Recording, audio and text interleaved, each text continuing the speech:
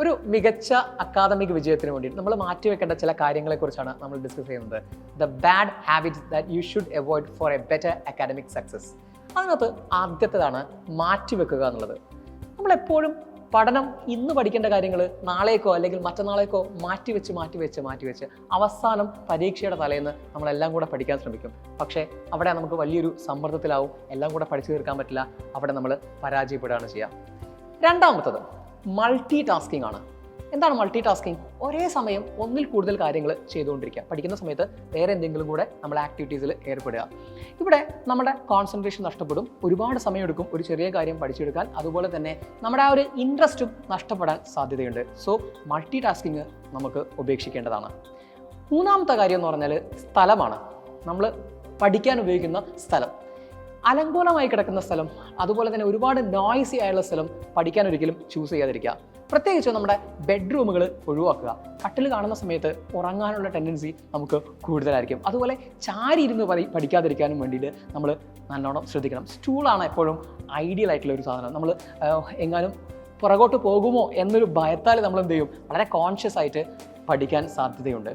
അടുത്തത് നമ്മൾ ശ്രദ്ധിക്കേണ്ടത് ഒരു വ്യക്തമായ പ്ലാൻ ഉണ്ടാവണം. ഒരു സബ്ജക്റ്റിന് എത്ര സമയം കൊടുക്കണം എന്നതൊക്കെ നമ്മൾ ആദ്യമേ കാൽക്കുലേറ്റ് ചെയ്തിട്ട് വേണം നമ്മൾ പഠിക്കാൻ വേണ്ടിയിട്ട്. അങ്ങനെയാണെങ്കിൽ എല്ലാ സബ്ജക്റ്റിനും ഈക്വൽ ആയിട്ടുള്ള ഇമ്പോർട്ടൻസ് കൊടുത്തുകൊണ്ട് നമുക്ക് മുന്നേറാൻ സാധിക്കുകയുള്ളൂ. അടുത്തതായിട്ടുള്ളത് നമ്മളെ ഭക്ഷണം ഒഴിവാക്കലാണ്. ഈ ഭക്ഷണം ഒഴിവാക്കുന്ന ശീലം പാടെ നമ്മൾ ഉപേക്ഷിക്കണം. കാരണം ഊർജ്ജസ്വലമായി നമുക്ക് പഠിക്കാൻ നമുക്ക് അത്യാവശ്യമായിട്ടുള്ള എനർജി കിട്ടുന്നത് നമ്മുടെ ഈ ഭക്ഷണത്തിലൂടെയാണ്. So don't skip your diet. അടുത്തത് നമ്മൾ കണ്ടിന്യൂസ് ആയിട്ട് പഠിക്കാതിരിക്കുക എന്ന് വെച്ചാൽ കൃത്യമായ ഇടവേളകൾ കൊടുക്കുക എന്നുള്ളതാണ്. ഒരാൾ കണ്ടിന്യൂസ്ലി പഠിക്കുന്ന സമയത്ത് അയാളുടെ പഠനത്തിലെ കാര്യക്ഷമത കുറയാൻ സാധ്യതയുണ്ട്.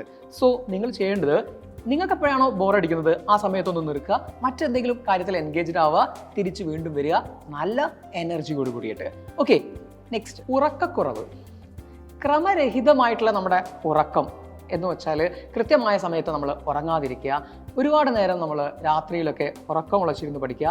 അത് നമ്മുടെ പഠനത്തെയും അതുപോലെ തന്നെ ഓർമ്മശക്തിയൊക്കെ വല്ലാത്ത രീതിയിൽ ബാധിക്കും. സോ നിങ്ങൾ കൃത്യമായിട്ടും ഒരു 8 മണിക്കൂറെങ്കിലും ഉറങ്ങാൻ മറക്കരുത്. അടുത്തത് ഒരുമിച്ച് പഠിക്കലാണ്. എല്ലാം കൂടെ നമ്മൾ ഒരുമിച്ച് പഠിക്കാൻ ശ്രമിച്ചു കഴിഞ്ഞാൽ നമുക്കൊന്നും ഓർമ്മയിലുണ്ടാവില്ല. അതുകൊണ്ട് ഓരോന്നിനും കൃത്യമായ ടൈം ടേബിൾ വെച്ചിട്ട് നമ്മൾ പഠിക്കാവും. നെക്സ്റ്റ് വൺ, വെറും വായന മാത്രം പോരാ. പഠിക്കുന്ന കാര്യങ്ങളിൽ സജീവമായി ഇടപെടാതെ നമ്മൾ വെറുതെ പാഠപുസ്തകങ്ങൾ വായിച്ച് മാത്രം പോകുന്ന സമയത്ത് അത് കൂടുതൽ എഫക്റ്റീവ് ആവില്ല.